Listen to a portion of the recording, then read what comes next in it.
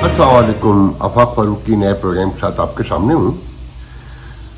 मौजू G20 India में जो तहलका पड़ा हुआ है कि जनाब बहुत बड़ा मतलब मोदी हुकूमत का बिलाशुबा अचीवमेंट है कि अपनी मर्जी के साथ कि रशिया के यूक्रेन वार की मजम्मत भी नहीं होगी और रोड एंड टनल और रेलवे और कॉरिडोर सबसे बड़ा दुनिया का कि मिडिल ईस्ट भी है, इसराइल भी है, यूरोप भी है, अमेरिका भी है और इंडिया भी है, पाकिस्तान नहीं है और कहते हैं बांग्लादेश भी होगा। कि बहुत बड़ी कामयाबी है मोदी की इलेक्शन से पहले कि देखें ज़रूरत हो तो ऐसी और ताकत हो तो ऐसी कि फर्स्ट वर्ल्ड को लिटा दिया और अपनी शराइत पे लिटा दिया। ये कैसे मुमकिन है, इस पर बात करेंगे। और फिर जो यहाँ क्रैक डाउन हो रहा है, ECL पे डाला जा रहा है, स्मगलिंग अचानक रुकना शुरू हो गई है, डॉलर टका टोकरी कर दिया गया है। और फिर वो बैड कॉप गुड कॉप बाप बेटे नए शहबाज शरीफ और कहना चाहिए नवाज शरीफ, उस पर थोड़ी सी गुफ्तगू करेंगे। पहले हम बात कर लेते हैं कि जनाब स्मगलिंग रोकने के ऑर्डर हो गए हैं और सारे बॉर्डर सील किए जा रहे हैं मुकम्मल तौर पे। अफगान बॉर्डर ही मेजर है, इंडियन बॉर्डर तो ऑलरेडी सील है और ईरानी बॉर्डर और 90 बिलियन रुपए का जो सालाना 60 बिलियन रुपए का सालाना जो ईरानी तेल आता था उसे बंद कर दिया जाएगा। वो अफगानिस्तान कैसे अफोर्ड करेगा देखना है। और वो उसमें जो लोग इन्वॉल्व हैं उन्हें पकड़ा जाएगा और मगर तय कर लिया गया कि अब कोई करप्शन नहीं होगी। बहुत दिलचस्प सूरत हाल है और डॉलर मनी एक्सचेंज को टाइट किया जा रहा है, बड़ी गिरफ्तारियों की उम्मीद है। तो उस पर हमारे एक दोस्त कहते हैं कि तुम कितने डॉलर पकड़ोगे, हर घर से डॉलर निकलेगा। कि जिस मुल्क में मार्केटें हैं, होटल अपनी प्राइसिंग डॉलर में करती हो और अपने रुपए को टका टोकरी कर दिया हो और जहां लोग अपनी सेविंग डॉलर्स में करते हो, आम बड़े लोग नहीं, आम लोग जिनकी बचत 10,000 रुपये है, 50,000 रुपये है, लाख है, 2 लाख है, वो डॉलर खरीद कर पास रखते हो तो तुम कितने डॉलर पकड़ोगे, क्योंकि हर घर से डॉलर निकलेगा।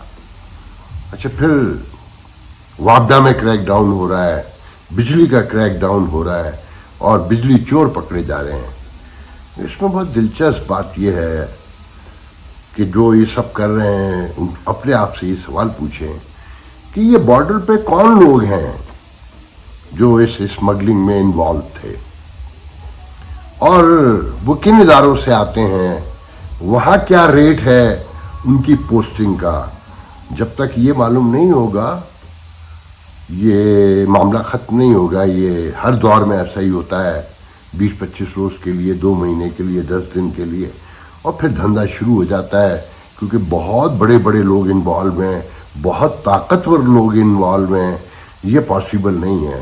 अच्छा, फिर बॉर्डर से स्मगलिंग के लिए कहीं ट्वीट पड़ी थी कि भाई ये स्मगलिंग होती क्यों है, तो कहने वाले ये भी कहते हैं कि हमसायों से, पड़ोसियों से लड़ाई ख़त्म न की जाए तो उसका फ़ायदा एक ये निकलता है कि स्मगलिंग के ज़रिए माल बनता है और एक बड़े ग्रुप का बनता है, एक मखसूस ग्रुप का बनता है और अवाम बेचारी उस लड़ाई का शिकार रहते हैं और कुछ लोग ऐश करते जाते हैं।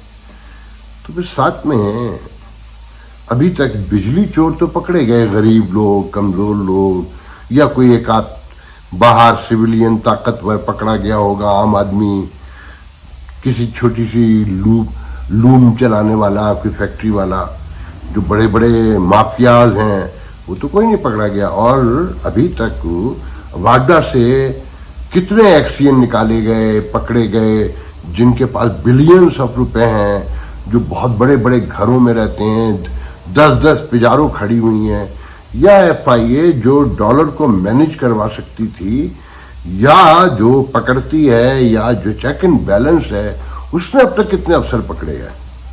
کوئی نہیں. کیونکہ یہ سب دکھانا ہوتا ہے، اپنی تعریف اور شہرت کے لیے بتانا ہوتا ہے کہ اب میں ہوں. ہر 4-5 سال کے بعد یہ ہوتا ہے، 6 سال کے بعد ہوتا ہے. اور ادارے بھی خود چلاتے ہیں، یہ سارے کے سارے ادارے غور سے دیکھ لیں، مگر بدنامی کسی اور کے حصے میں آتی ہے اور لوگ تالیاں بھی بجاتے ہیں. کیونکہ جمہوریت پسندوں نے بھی کم نہیں کیا، جب انہیں بھی پتہ چل گیا کہ اس ملک میں یہی ایک کھیل ہے کہ اپنا حصہ وصول کرو نکل جاؤ، تو سنجیدہ تو کوئی بھی نہیں ہے اور عوام کی ایجوکیشن نہیں ہے. سب کو سب کے حالات پتہ ہیں. تو میں کہنا یہ چاہتا ہوں کہ اگر اس ریاست کو سدھارنا ہے، یہ طریقہ کار نہیں ہے. ریفارم لائیں گے تو اداروں میں لائیں گے، ریاستی انسٹیٹیوشن میں لائیں گے، اپنے ادارے میں لے کر آئیں گے. جب تک وہاں ریفارم نہیں آئے گی، نہ اسمگلنگ رکے گی، نہ ڈالر بند ہوگا. ڈالر کے لیے ایک بات اور ہے کہ ہم بتا دوں، ہمارے ایک دوست نے امریکہ سے بڑے انقلابی ہیں کہا ہے کہ یہ بھی معلوم کر لینا کہ منی ایکسچینج والا پرانے 100 کے بل کے ڈالر کے قیمت کچھ اور دیتا ہے اور نئے بل کی کچھ اور دیتا ہے. کیونکہ نیا بل چھپانے میں آسانی ہوتی ہے، وہ کم جلدی پرانا ہوتا ہے، کم گلتا ہے. تو 100 کے بل کی قیمت زیادہ ہے اور وہ آج بھی ہے. وہ بتا رہے تھے کہ کچھ پیسے کہیں بھیجے تو کیش تھا کسی کے پاس کراچی میں، تو انہوں نے کہا جی پرانا بل ہے اس کی پرائس یہ ہے، نیا بل ہے اس کی پرائس یہ ہے. تو جب تک اداروں میں ریفارم نہیں آئے گی، چیک اینڈ بیلنس وہاں نہیں آئے گا، احتساب وہاں نہیں آئے گا، جزا اور سزا کا خوف وہاں نہیں آئے گا. یہ سب کھیل تماشا ہے. جاری رکھیے کہ اب آپ پھر ECL میں ڈالا جا رہا ہے پیپلز پارٹی کے لوگوں کو، دوسری پارٹیوں کو، کہ جناب یہ کہانی ہم سنتے رہے ہیں ہمیشہ سے کہ فلانے کے گھر سے ارب نکلے کھرب نکلے. ریکوری نہیں دکھاتے، کیس مقدمہ نہیں دائر ہوتا، صرف مفت میں بدنام کیے جاتے ہیں اور سائیڈ میں خود کھائی جاتے ہیں. دلچسپ بات یہ ہے کہ ڈان میں خبر پڑی کہ رینجر مقامی حکام کے ساتھ مل کر واٹر مافیا، جو واٹر ہائیڈرینٹ ہے کراچی میں، جو اربوں روپے کا پانی سال میں بیچتے ہیں، اس کے خلاف کارروائی کرے گی. تو میری ہنسی نکل گئی، رینجر کے ساتھ مل کے کریں گے تو جو لوگ پھر کہوں گا کہ یہ تبدیلی چاہتے ہیں وہ پہلے یہ تو معلوم کریں کہ گزشتہ 20-25 سال سے پانی بیچنے میں انوالو کون کون ہے. وہ کیا کہتے ہیں کہ چوری کی رکھوالی چور سے کروائی جا رہی ہے. سب کو پتہ ہے، پورا شہر جانتا ہے. ابھی پچھلے دنوں کہیں خبر پڑ رہا تھا، کسی نے بھیجی تھی کہ زرداری صاحب نے کوئی ہائیڈرنٹ بیچے ہیں اپنے لوگوں کو جو پہلے سے بھی بکے ہوئے تھے، پتہ نہیں 2 ارب کے کہ 3 ارب کے. اور پانی مینج کون کون کرتا ہے، کہاں کے لوگ ہیں، کھلے عام ٹرک کھڑے ہوتے ہیں، تصویریں بھی لوگ چھاپتے ہیں، ویڈیو بھی بناتے ہیں، اور انٹرنیشنل میڈیا نے اس پر بڑی بڑی ڈاکومنٹریز بھی بنائی ہوئی ہیں. مگر جو انوالو ہیں وہ اتنے طاقتور ہیں کہ یہ سارا ملک ان کی پالیسیوں سے اور ان کی مینجمنٹ سے ختم ہو گیا. مگر الزام کہیں اور لگتا ہے، کیونکہ آپ چاہتے ہی نہیں ہیں کہ یہ سب کچھ مینج ہو اور ایک مخصوص تھاٹ جو ہے پرویل کرتا ہے وہ کبھی ختم ہو سکے. جب تک لوگ اپنے اپنے دائرے میں نہیں جائیں گے اور ایک دوسرے سے کوارڈینیٹ کر کے ادارے درست نہیں کروائیں گے، کوئی تبدیلی نہیں آئے گی. اب میں آتا ہوں انڈیا کی طرف. دیکھیں جی G20 ہوئی ہے اور روس کی مذمت بھی نہیں ہوئی. پورا یورپ آیا، پورا امریکہ آیا، مگر شی نہیں آیا، پیوٹن نہیں آیا. اور پیوٹن تو بھارت کا لائے بھی ہے. چین سے ان کے تنازعات ہیں، امریکہ کے بھی تنازعات ہیں، اور انڈیا اس وقت لڈیاں ڈال رہا ہے کہ ہم ایک سپر پاور بننے جا رہے ہیں. چین کا آلٹرنیٹ بننے جا رہے ہیں, متبادل بننے جا رہے ہیں. پہلے وہ مال جو بناتا تھا وہ سب ہم بنائیں گے. تو میں بھارت سے کے لوگوں سے آج مجھے پتا ہے کہ شور پڑ جائے گا, 10 20 30 کمنٹ زیادہ ہو جائیں گے اور پاکستان کی اوقات یاد دلائے گی. ہم تو جہاں پہنچنا تھا ہم پہنچ گئے ہیں. آپ تھوڑا صبر سے کھائیے, ٹھنڈے ہو کے کھائیے. پہلے تو موقع لگے تو صرف اتنا بیٹھ کے سوچئے گا کہ آپ کرسچنز کو ماریں گے اور کرسچن ورلڈ آپ کی مدد کرے گا, آپ کو پمپ کرے گا, بلڈ دے گا, نیا دولت لگائے گا یہاں, تاکہ آپ اور اس قابل ہوں کہ کرسچنز کو ماریں. پھر آپ مسلمانوں کو ماریں گے اور پورا مڈل ایسٹ مال لگائے گا, روڈ ٹنل لے کر آئے گا کہ انہوں نے تو مسلمان ختم کروانے ہیں. یہاں ختم کریں گے تو پھر سعودی عرب بلائیں گے, یو اے ای بلائیں گے اور پورے مڈل ایسٹ میں بلائیں گے کہ حضور آئیے, اب یہاں جو رہ گئے ہیں انہیں بھی ماریے. وہ عقل کام کرتی ہے آپ کی, سمجھ میں آتا ہے.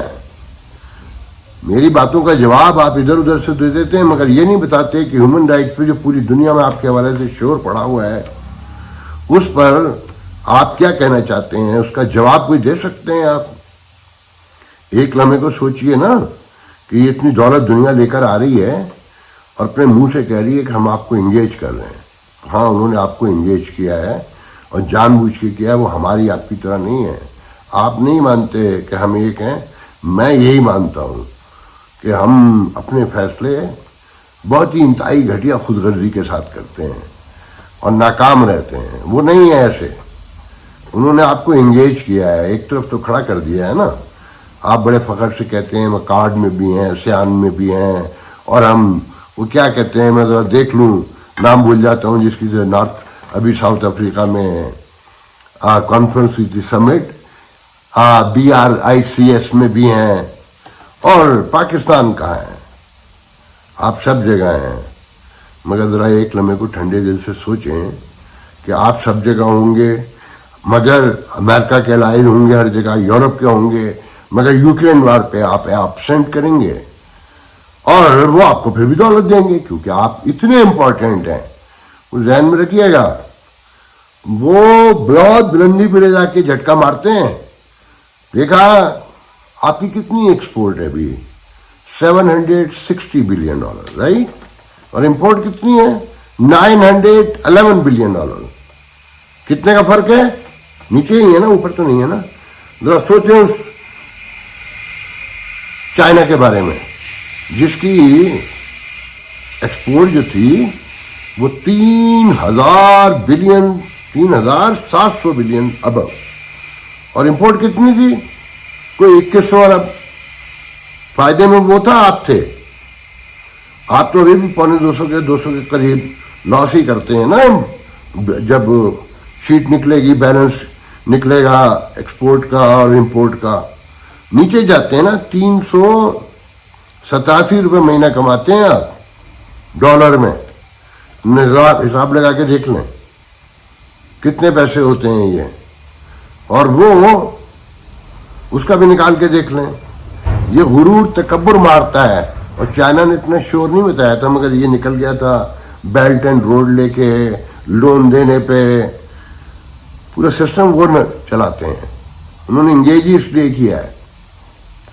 ذرا ایک لمحے کو سوچئے کہ چائے اور سوکھی روٹی کھاتے کھاتے ایک دم انڈا آملیٹ اور چیز مل جائے اور ساتھ میں جیم جیلی بھی رکھا ہو, فروٹ بھی رکھے ہوں, اور 8-10 سال عادت پڑ جائے کھانے کی اور اچانک چھینا جائے تو وہ روٹی, وہ جو ابھی جو آرام سے لوگ کھاتے ہیں نا سوکھی روٹی اور چائے, وہ زہر لگنے لگتی ہے, خون اتار آتا ہے آنکھوں میں. یہ پاسبل نہیں ہے کہ آپ ماریں گے سب کو اور لوگ, ان کے لوگ آ کے آپ کو دولت لگائیں گے. یہ آپ کو انگیج ہی اس لیے کیا جا رہا ہے کہ ایک دن آپ کو بھی اوقات میں لے کر آنا ہے اور آپ کو اوقات میں لایا جائے گا. آپ دماغ کے ہر خانے سے نکال دیں کہ وہ یورپ, امریکہ جو ہیومن رائٹس کے لیے ساری دنیا سے لڑتے ہیں, وہ آپ کے یہاں آ کے سجدہ ڈال دیں گے. ابھی ڈالا ہوا ہے, نظر آ رہا ہے سب کو.